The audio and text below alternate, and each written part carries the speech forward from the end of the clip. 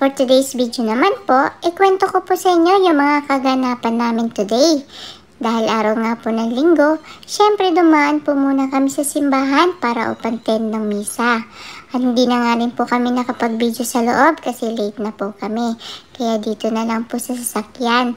At pagkatapos po ay dumaan kami dito sa Staple para bumili ng mga school supply ni Kuya. Malapit na rin po kasi ang pasukan dito. At ako nga po ay busy din pong mamili.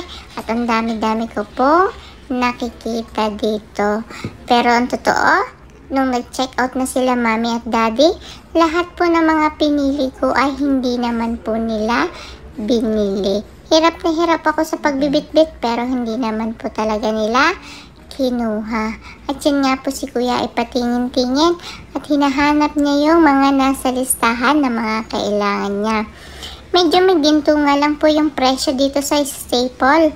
Compare po sa Dollarama na medyo mura talaga, which is nandun din naman po yung mga kailangan niya.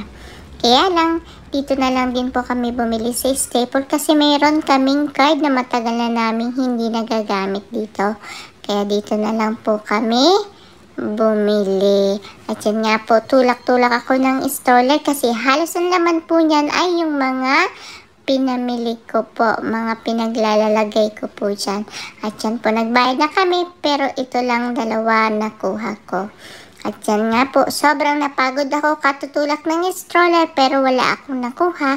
Kaya nagre-relax po ako dito. Ang totoo, nandito na po kami sa may Goodwill.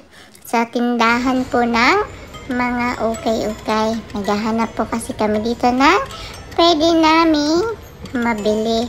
At yun nga po, nakakita ako ng piano dito. Kaya naglaro-laro na lang po muna ako.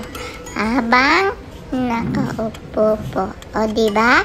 Pinapil ko po ang pagtugtog-tugtog ko dito. Kahit may piano kami sa bahay, parang iba pa rin po talaga kapag nakakakita ako ng ibang piano. At pagkatapos ko nga po maglaro ng piano, ito naman po ang nakita ko, itong mini drum na ito. At sobrang nag-enjoy po ako dito kasi wala po nito sa bahay at first time ko lang po nakakita nito. Kaya lang, medyo nahirapan po ako.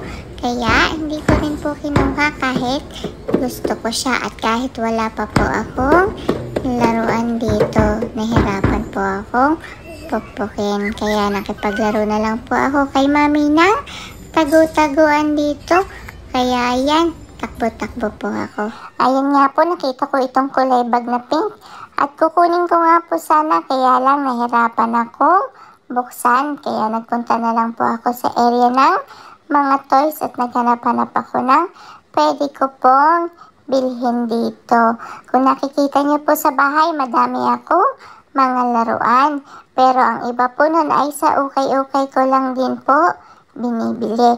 Kaya pag may pagkakataon kami, dumadaan kami saglit dito para maghanap ng pwede naming mabili. Kasi sa murang halaga po ay talaga napapakinabangan pa po itong mga laruan dito. At syempre sinamahan ko na rin po talaga ng paglalaro dito. Kaya lang medyo madami ang sales lady dito nakabantay. Kaya yung mga kalat ko ay talagang nililigpit ni mami kundi mapapagalitan po siya. At nakita ko nga po ito, treadmill, kaya exercise muna po tayo. Pag uwi ko ng bahay, ayan, may nagbigay po sa amin ng tsokolate at napakalaki naman po nito. Talagang masisira ang diet ni mami dito. At syempre ako din po, masisira ang teeth ko pag kumain ako nito. Ayan naman po, pagkatapos kong kainin ito ay sobrang hyper ko. Kaya gumawa po ako ng Domino's at yan nga po ang nagawa ko. Ang galing-galing ko po, diba? At yan nga po, binuo ko uli pagkatapos kong sirain. At yan nga po, tingnan ko lang kung mabubuo ko ng ganon kaganda. Kasi ang totoo nun, tinulungan ako ni daddy kanina, kaya ganon kaganda yun. Pero ngayon, tingnan ko kung magagawa ko po ulit ng ako lang na hindi po ako tutulungan ni Daddy. Thank you po sa panonood niyo po. Bye-bye po.